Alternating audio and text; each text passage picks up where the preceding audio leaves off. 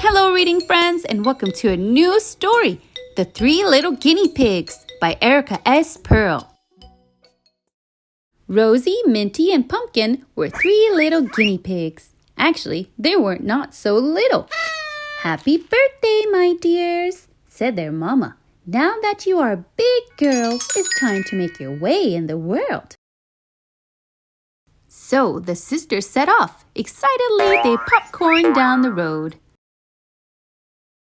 Until Rosie suddenly froze. What if there are foxes? She asked. I'm not afraid of foxes, boasted Minty. Foxes are why we need to make houses, Pumpkin pointed out.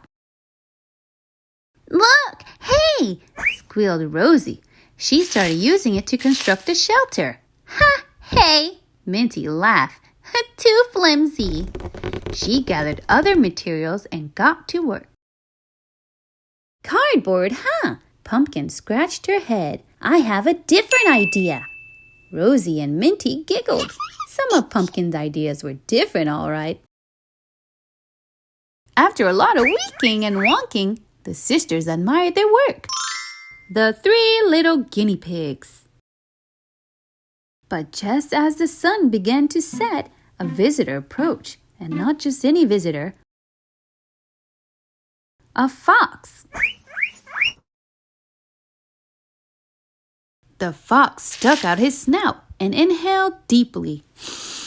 He smelled hay, carrots, and something else. Dinner, he whispered. The three little guinea pigs were washing up when the sound of leaves rustling sent them scurrying into Rosie's house. And just in time, a menacing voice sliced through the air. Guinea pigs, let me in.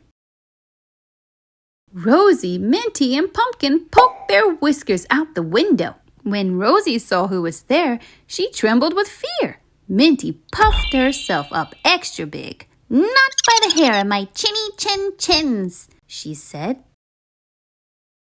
The fox laughed. Dinner that talked back, that was a first.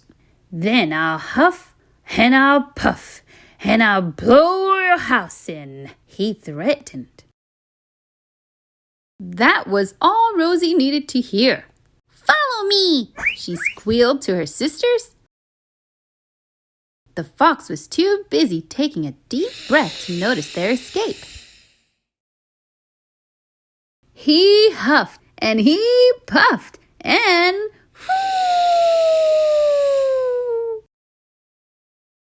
luckily, the three little guinea pigs were already safe in Minty's house. Or so they thought until they heard, Guinea pigs, let me in. This time, the sisters kept their whiskers inside. Not by the hair of our chins, cooed Minty. The fox shook his head. Dinner was turning out to be a lot of work, but he refused to go away hungry. Then I'll huff and I'll puff and I'll blow your house in. That's our cue, squeaked Rosie.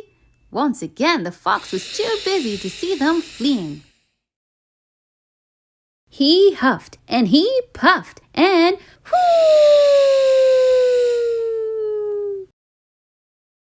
Luckily, the three little guinea pigs had already made it to Pumpkin's house. We're doomed, squealed Rosie. Minty chattered her teeth angrily. He's just a big bully. We can take him, she insisted. Pumpkin looked around quickly. What we need is a plan, she said quietly. Just then they heard a familiar voice. Guinea pigs, let me in. Not by the hair of our chins, purred Minty. Then I'll huff and I'll puff and I'll... Fine, you win, shouted Pumpkin. You can eat us, continued Pumpkin, winking at her sisters. I recommend starting with our tails. Your tails? Asked the fox.